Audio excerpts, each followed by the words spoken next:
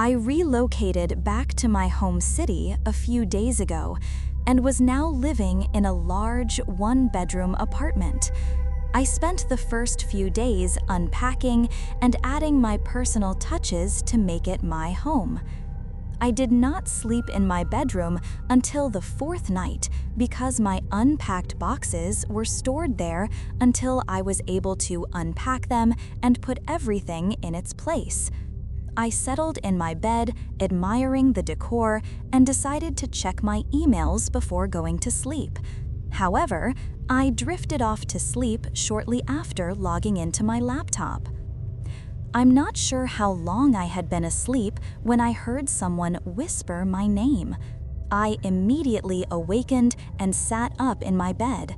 I was breathing hard and looking around the room. I knew I was alone in my apartment because I lived alone, but I felt as if someone was in the room with me. I was too scared to get out of bed, so I sat in silence, waiting and listening. I eventually lay back down and put my head completely underneath the covers. When I was a little girl, I slept with my head underneath the covers because I was afraid of the dark. I felt safe and protected by the covers, and having my full body underneath the covers, head included, was the only way I was able to find comfort and go to sleep. And here I am, a 25-year-old adult still being comforted by the full embrace of the covers each time I have a nightmare. As I lay underneath the covers, I felt an uneasiness. I curled my body into a fetal position and lay in silence, waiting, listening. The whisper of my name was still repeating in my mind. I reached one arm from underneath the cover and turned on the nightstand lamp. My arm quickly retreated underneath the covers, and I lay in silence until I eventually drifted off to sleep. I awakened the following day feeling tired and uneasy. I turned off the lamp, went to the kitchen, and made a cup of coffee. Once the caffeine kicked in, I prepared myself for the rest of my day. Later that night, I sat on my living room couch and began watching television. Still suffering from exhaustion, I began nodding off and on. I decided it was time to go to bed, so I turned off the television, walked to my bedroom. After entering the bedroom, the same uneasy feeling from the night before crept over my body. I began looking around my bedroom, but eventually shook my head and giggled slightly. I was being ridiculous. I was not going to allow a little nightmare prevent me from getting a good night's rest. However, I decided to leave the nightstand lamp on. I put my head underneath the covers and curled into a fetal position. Finally feeling relaxed, I drifted off to sleep. I suddenly awakened and found myself laying on my bed. The nightstand light was no longer on, and my head no longer underneath the covers. My eyes widened because I knew I was awake, but the atmosphere in the room was different, eerie. I tried to sit up, but my entire body was paralyzed. I was not new to sleep paralysis. Each time I found myself in this state, I am only able to move my eyes, and my surroundings would always be the same before I fell asleep, but each time I was in a state of paralysis, my surroundings were nightmarish, and I always felt, heard, or even saw an unknown presence. Over time, I learned the only way I could escape the state of paralysis was to recite the 23rd Psalms over and over until my body jolted out of paralysis.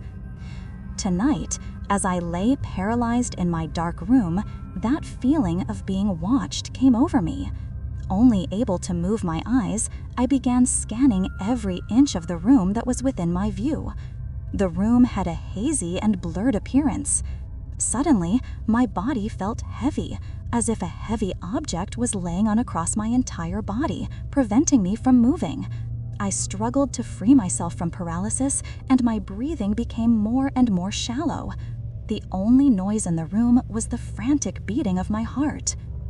I turned my attention to the foot of the bed, and my eyes widened even more. there stood a man wearing tan pants and a matching tan blazer. His head carried a worn, wide-brimmed hat, and he had a long mustache that was slightly curled at the ends. The man stood still, looking directly at me, smiling. The smile was warm, and his eyes were not threatening. It was almost as if he was watching over me, protecting me. In the midst of the nightmare, he gave me comfort. That feeling was short-lived. Fear crept through my body. I did not fear the man at the foot of my bed. The fear came from knowing there was something else in the room, something that I should fear. Unable to awaken and move, I closed my eyes tight, still struggling to move my body. I opened my eyes and found myself still in a paralyzed dream state. The man no longer at the foot of my bed. Suddenly, an unnatural coldness crept over my entire body. The heaviness of my body intensified, and my eyes began wildly scanning the room. A presence caught my attention on the far side of the room, in a corner. It was a woman in her late 20s or early 30s holding an infant in her arms. The woman's eyes were fixated on the baby in her arms, and she began slowly walking towards the foot of my bed, cradling the infant close to her body with both arms. When the woman reached the foot of the bed, she lifted her head and looked at me. She gave me a warm and gentle smile, but her eyes were filled with worry. She looked down at the baby in her hands again. For some reason, I knew the woman wanted me to look at the baby. I removed my eyes from the woman and turned my focus on the baby. The infant appeared to be around 5 to 6 months old. As I continued staring at the baby, it turned its head. The baby's eyes looked on me. I gasped. The infant had a smile on its face, and its eyes were very large and completely black. Terrified, I tried to scream. Still unable to move, I continued to stare at the infant. Its large black eyes grew wider.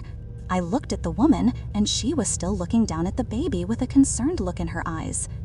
The baby's head eventually turned away from me, and the woman embraced the infant closer to her body. I tightly clenched my eyes shut and began reciting the 23rd Psalms in my head. Yea, though I walk through the valley of the shadow of death, I will fear no evil. I continued reciting this over and over in my head, frantically struggling to free my body from paralysis. Eventually, my body jolted to a sitting position in bed. I looked around the room, and the lamp was still on.